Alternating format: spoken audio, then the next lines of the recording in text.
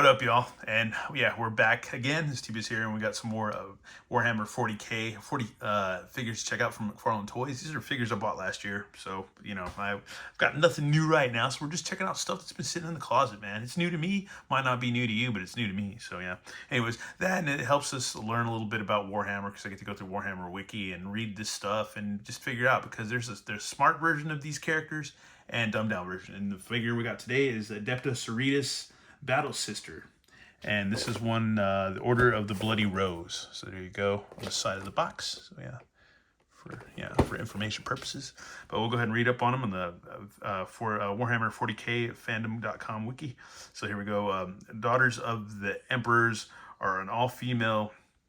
Let me see. Oh, my bad. Anyways, let's read a quote first. The Emperor is our father and our guardian, but we must also guard the Emperor. Teachings of the Adepta Sororitas. The Adepta Sororitas, colloquially called the Sisterhood, whose military arm is also known as the Sisters of Battle, and formerly as the Daughters of the Emperor, are an all-female division of the Imperiums of Man States Church, or Imperium of Man State Church, known as the Ecclesiarchy, or more formally as the Adeptus Ministorum. The Sisterhood's order militant serve as the Ecclesiarchy's armed forces, mercilessly rooting out spiritual corruption and heresy within humanity and every organization of the Adeptus Terra. There is naturally some overlap between the duties of the Sisterhood and the Imperial Inquisition. For this reason, although the Inquisition and the Sisterhood remain entirely separate organizations, the Order Militant of the Adepta Sororitas also act as the Chamber Militant of the Inquisition Ordo Hereticus.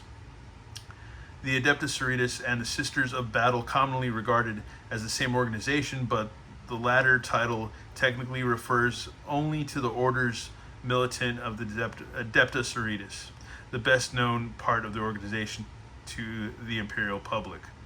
The Sisterhood serves as the Ministorum's only official military force because the decree passive laid down by the reformist ecclesiarch Sebastian Thor held that in the wake of the age of apostasies, a reign of blood in the 36th millennium, the ecclesiarchy cannot maintain any men under arms. This command was supposed to limit the power of the ecclesiarchy by preventing it from maintaining the massive armies of the faithful Fraternis Templar, and it once used to abuse the power from the 32nd to the 36th millennium. However, the Adeptus Ministorum has been able to circumvent this decree with the subtle acquiescence of the Inquisition by deploying all-female military force of the Sisterhood's Order Militant. If that will, hopefully that clears things up for you, because in the way it kind of does, it doesn't for me. It's one of those things where I have to read that over and over again. Anyways, but if you play the game, you obviously know. But yeah, or if you read the books too, you obviously know. But yeah, let's go ahead and check this figure out because she looks pretty freaking cool, man. Pretty cool battle sister. Once again, cool art on the back of the box. Then you have the Necron Flayed one artist print on the back as advertised, and then the Necron Flayed one, which I don't know if I have him or not. I don't know. We'll have to find out. But anyways, let's go ahead and open this. Here's our Adepta Sororitas, or Sororitas. I don't know. Anyways, battle sister. The Order of the Bloody Rose. So there you go, man. I guess it's, yeah, Sororitas. I don't know. It's crazy. Either way. So get it right, man. Get it right. But anyways, here's her chainsaw sword, which we got. So yeah, I believe that's what she comes with. It's going to be a chainsaw sword, which it looks pretty regal. Looks pretty cool. It's a little warped. And then she has maybe some kind of bolt rifle or something. Or gun, but yeah, it should say what she comes with. It doesn't say what her weapons are. I don't know why it doesn't. It's kind of annoying. Oh, no. It comes with bolter and a Astartes chainsword. So there you go. So that's her bolter and a Astartes chainsword. So there you go. Freaking cool, man. Anyways, take a closer look. It was a little tricky to get her to stand, but you can get her to stand without stand. But yeah, she looks cool, man. A lot of really good sculpting in this figure. And once again, it's kind of open to customs too. Got a little bit of cloth sculpted right here with some kind of rivets in there, or just maybe just like buttons or whatever. But she's got some cool breastplate armor. This cool golden skull thing hooked up to these pipes. Freaking cool, man.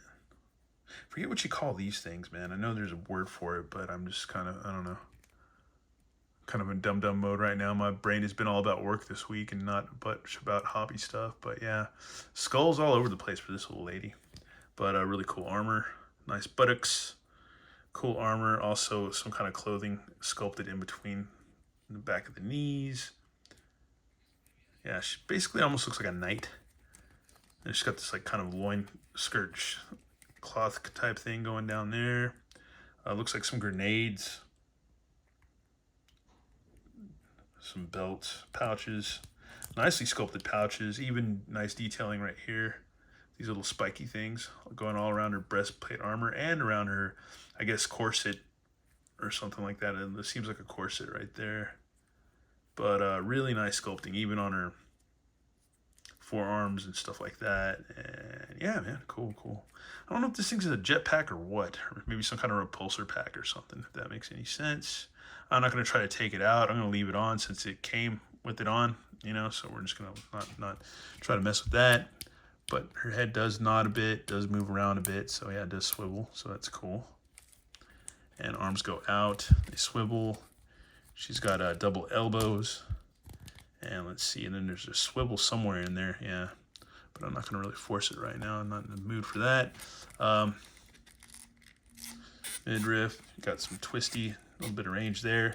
Waist, doesn't feel like she has much of a waist, so I'm not going to worry about that. Her legs do go out, back and forth. Double knees, really ratchety double knees, really tight. And yeah, she's got a rocker pivot swivel and all that crap on the feet, so yeah, and toe joints, so we're all good there. And she also has a hinge and a swivel on the hand and all that too, on her well-sculpted hands too. So yeah, just massive sculpting all the way around, pretty much. Pretty freaking much. That is cool, man. So I guess the next thing we'll do is just get her, make this super simple, you know, review or whatever, checking it out. And yeah, just get this review done with, man. That is freaking cool, man. Not a bad figure, man. Pretty simple, but at the same time, I don't know, man, just pretty nice. To the armor on her knees, or her kneecaps, that's freaking cool, those skulls, man. They did a good job on these, man. And they're two different skulls. That is really cool. Freaking just amazing detail, just up and down, left, right, backwards. We have our battle sister all posed up and ready for battle. Freaking cool, man. But like I said 1,000 times before on some of these videos, especially for like, especially these Warhammer 40K figures, totally, yeah, you can totally customize the crap out of these if you're really good at painting. Like, I can see it everywhere on here. I can just visualize it and see it, and just like, man, maybe it's something I need to do soon. Especially since I've bought into this one Masters of the Universe game that I should be getting pretty soon. It comes with tons of pieces to paint. And should get kind of into that. But anyways, yeah, man. That's kind of the whole point of Warhammer too, is to paint the figurines and all that stuff. Play the game and paint them and stuff.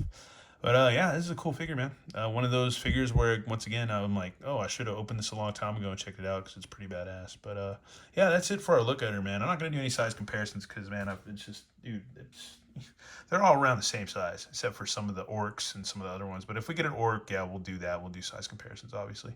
But this one's cool, man. I like her a lot. She's rad, man. Easy to pose, and she holds her pose, and she just looks cool. Who doesn't like a chick that's going to whip everybody's butt and kill everybody? You know, that's pretty cool. Anyways, once again, thanks for watching. I'll have a good one. All right, later.